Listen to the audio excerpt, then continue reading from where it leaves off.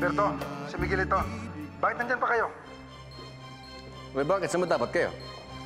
May mga parting na militar dyan. Huhulihin ka. Eh, sino nagsumbong? Si Nestor. Nasa pangangalaga si Amanda ngayon. Punyetang Amanda yan. Punyeta! Wag po! Wag po! Wag po! Wag po! Ano ginagawa niyo sa bata? Wag po! Ano ginagawa niyo dito? Wala kaming ginagawa sa bata. Umiyak na lang siya na makita kami. Kayo ang sadya namin, Mr. Valiente. At paano kayo nakapasok? Tinakot niyo ba mga tauhan ko? Magalang kaming nakiusap. Pinapasok naman kami. Wala akong atraso sa batas, kaya umalis na kayo. Marami kayong dapat ipaliwanag, Mr. Valiente. Get out of my house! Pwede ba namin kayong maimbitahan? Gusto lang kayong makausap ng aming officer. Inaaresto niyo ba ako? Gusto lang namin malaman kung nakikilala niyo ang dalawang kataong napatay sa shootout ngayon lang. Kamag-anak yata ng batang ito ang napatay. Si Tatang Mando? Mr. Valiente, Mel, ikaw na muna bahala kay Malay. Bantayan mo siya.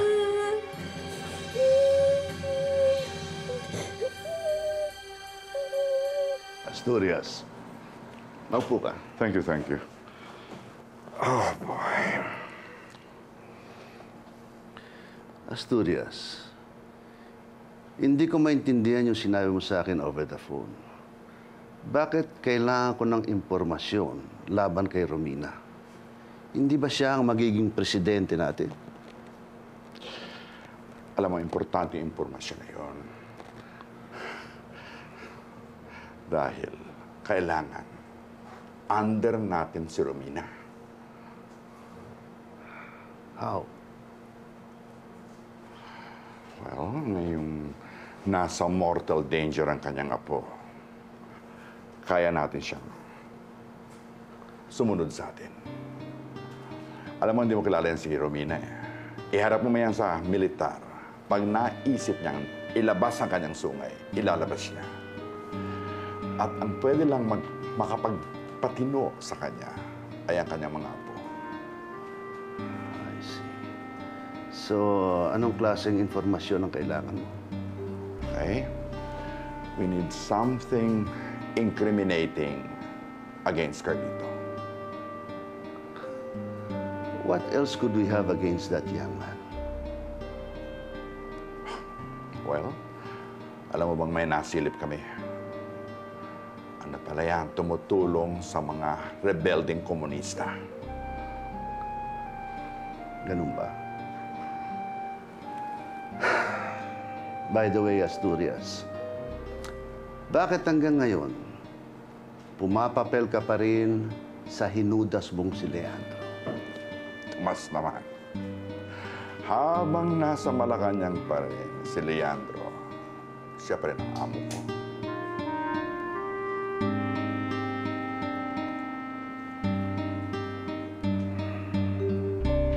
Para naman tayong nasa preso dahil lang sa ginawa mo kagabi. Kapag lumabas na sa press si Nestor, kailangan dagdagan natin ang security natin. Ano pa bang pwedeng ilabas ni Nestor? Iniisip ko na lang kung ano na naman ang gadget sa atin ni Tita Eliminada. Si Alberto. Akala ko, tawan ng daddy niyo ng rape sa ate ko eh. Buong buhay ko, pinaghihigantihan ko yung maling tao. At ang sinusunod ko yung dapat kong paghigantihan. See what anger can do, Nestor? At dahil tinulungan ka namin, kami ngayon ang target ni Tita Iluminada at saka ni Alberto. Wala na talaga tayong ibang kakampi. We really have to think about our family. Right, Lucinda?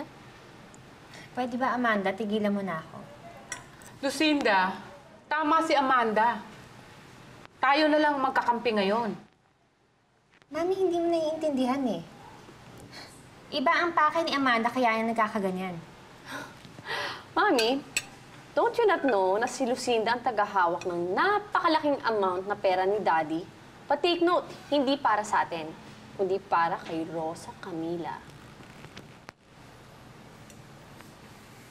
Lucinda, bakit hindi na lang natin gamitin yung pera niyan para sa atin? Tama sila, Lucinda. Kanya-kanya na dapat tayo ngayon. Pwede ba? Puro kayo mga mukhang pera. Inaangkin nyo hindi sa inyo eh. Kaya tayo lahat bumagsak dahil sa pera eh.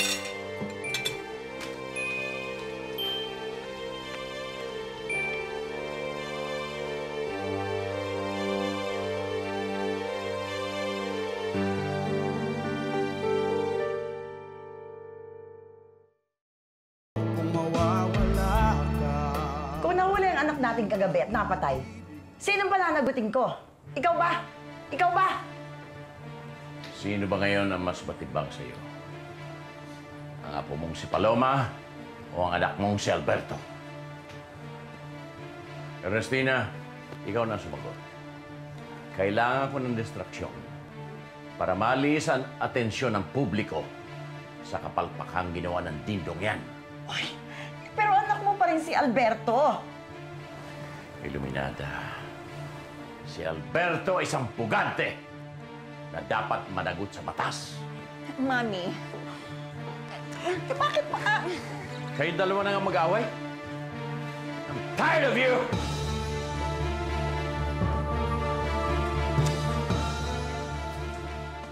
Mami, naiintindihan ko yung gustong gawin ni Daddy.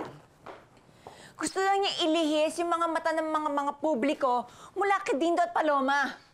Uy, si Dindo lang naman yun eh. Bakit pati si Paloma kailangang masabit? Pero Mami, iisa si Dindo at si Paloma. For once, tama na yung kay Alberto. Yung sa anak ko naman, tama na yung sa anak ninyo. Uy, paano naman ang anak ko? Aber, paano ang anak ko? Naibigay na natin lahat ng kailangan ng anak nyo. Ibigay naman natin yung kailangan ng anak ko. Hindi ako nagtatago. Pero alam mo naman dito sa ating bayan, maaaring baligtarin ng gobyerno ang lahat ng mga bagay-bagay at palabasin na ako ang nagpaplano ng masama. As a matter of fact, ako pa nga ang nasa panganib.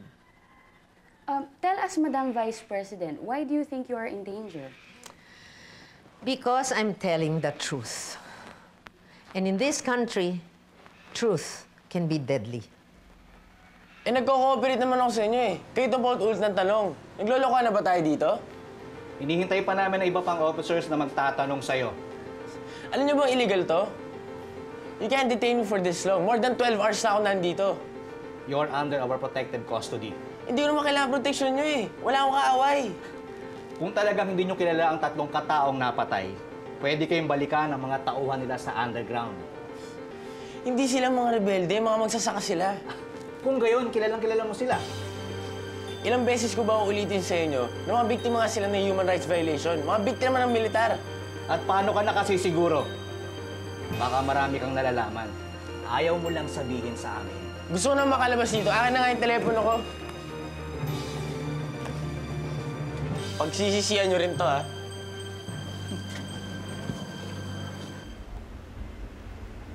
Hayop kayo. Mga hayop kayo, magbabayad kayo lahat sa akin. Magbabayad kayo lahat sa akin.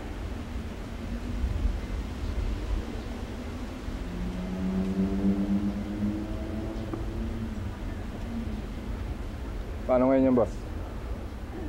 Ano plano natin ngayon? Magpapalamig tayo.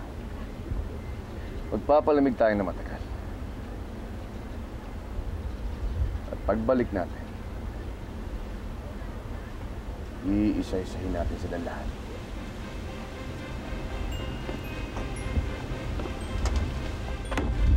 Daddy, si Mami, si Ernestina, si Paloma,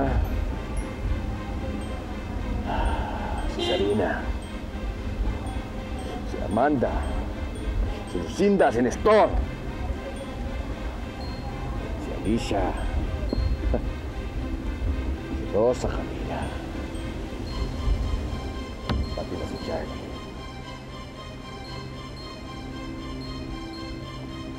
Wala tayong sasampuin sa kanila. Wala tayong ititira sa kanila. Uubusin natin sila lahat. We will proceed as planned, General Alegre. Hawak na natin ang Kongreso. Keep it posted round the clock. Okay?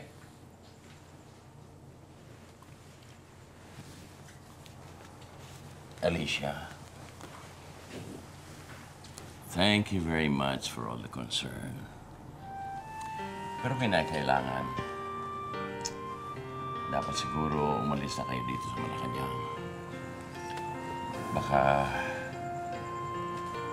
mapahamak pa kayo. Leandro, kung mamamatay tayo, mas maganda siguro magkakasama tayo. Alicia, huwag ka magsalita ng ganyan. Let's be realistic. Leandro, kung saan ka, doon kami. Hindi lang ako maunahan. Leftist-inspired ang people power na yan. Hindi represented ang cross-section of society. So, by tomorrow, makakuha ko ng congressional support para mag-declare a martial law. Dad, gusto po sana kayong makausap ni Rafael sa ibang araw. Tungkol saan? Gusto po sana niya makaalis na kami ng bansa sa lalong madaling panahon para rin po kay Charlie para maiwas siya sa gulo. Ito ba ang gusto niyo? Well, it's settled. Mamaya sa announcement ko ng kasal ni Ernestina at ni General Alegre, sasabihin ko na rin na alis na kayo. Hanggang kailan ba ako rito? Gusto ko nang pumunta sa EDSA. Kapag marami na daw po. Ang sabi sa TV kagabi, mahigit na 100,000 tao na ang naroon. Madam Vice President, may iba pa pong nagpi-people's power. Laban naman po sa inyo. Mga bayaran lang ni Leandro Montemayor yun. Ayon po sa report namin, hindi raw po. Kung ganon hati ang tao, kailan matatapos ito?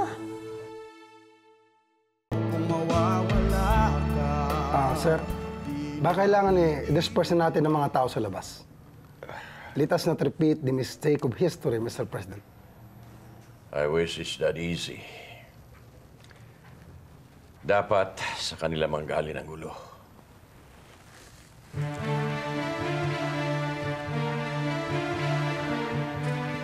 Excuse me. Proceed with the meeting. Continue.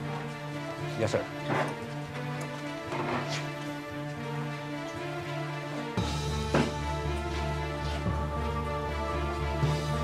All right, gentlemen. We will proceed with this meeting. Now, pumasok na ang mga latest intelligence reports. And according to them, ang mga tao ay mga relista doon sa EDSA sa Mindiola ay na-infiltrate na ng mga agit propagandists, agit provocateurs at ng mga partisan ng NPA. Ano ang contingent plan ng military establishment? What if these things get out of hand? Well, Senator, the Chief of Staff, General Alegre, said we have to wait and see. Wait and see? Eh, paano pag kumilos tayo huli na? Well, Secretary, according to Chief of Staff, ay hindi pa po inaabot yung critical mass, kaya we just have to wait and see. This is outrageous. Hindi mo na kailangan maging militar para makita mo na delikado ang sitwasyon. Patuloy na ba? Well, that's the order. We have to follow orders. Wait and see. Ito yung document sa mga pera ni na Rosa kanila. Ikaw na magtago. Pero hindi ba sabi ng daddy mo, ikaw ang magiging executrix ng mga perang ito? Pinag-iinteresan na kasi ng pamilya ko eh. Ayoko maging cargo de konsensya yan. Sige. Nasa our legacy na Alicia ngayon, sasabihin ko na lang. Pero nga pala, Lucinda, hindi na kayo pwedeng pumunta doon. Pina-blacklist kayo ng First Lady. Wala naman akong balak pumunta doon eh. Basta alagaan niyo na lang si Daddy ah. Oo. Mag-iingat kayo kay Alberto ha. Narinig ko si Iluminada, ang sabi niya, ipapapatay niya daw kayong lahat. Ano? Akala ko ba nagbago na sila? Lucinda, kailanman hindi magbabago ang hayop.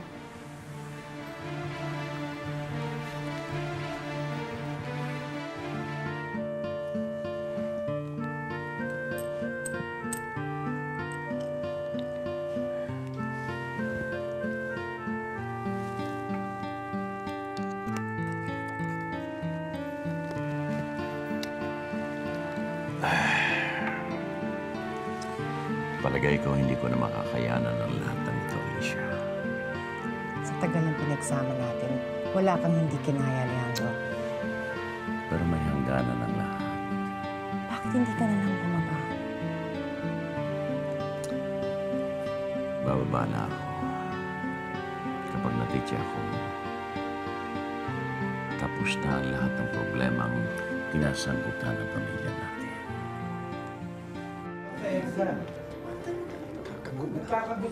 The crowd at EDSA is getting bigger by the minute. At may paparte pa ang ating mahal na Pangulo. Ang kailangan ginagawa niya ngayon is to counteract this. Malilintikan tayo lahat niyan. Siya lang! Safe tayo! Safe? Mahirap yung sinasabi niya. Nagkakagulo na doon. Ano gagawin natin? Andun na lahat ng mga tao sa EDSA. Nagkakagulo na.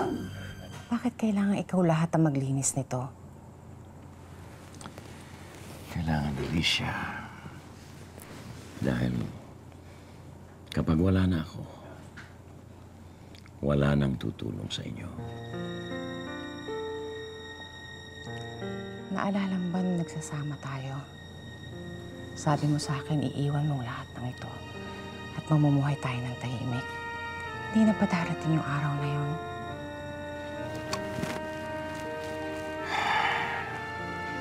Palagay ko hindi na. Masyadong marami ng problema. Sayang lang mga inambisyon ko. Sayang lang.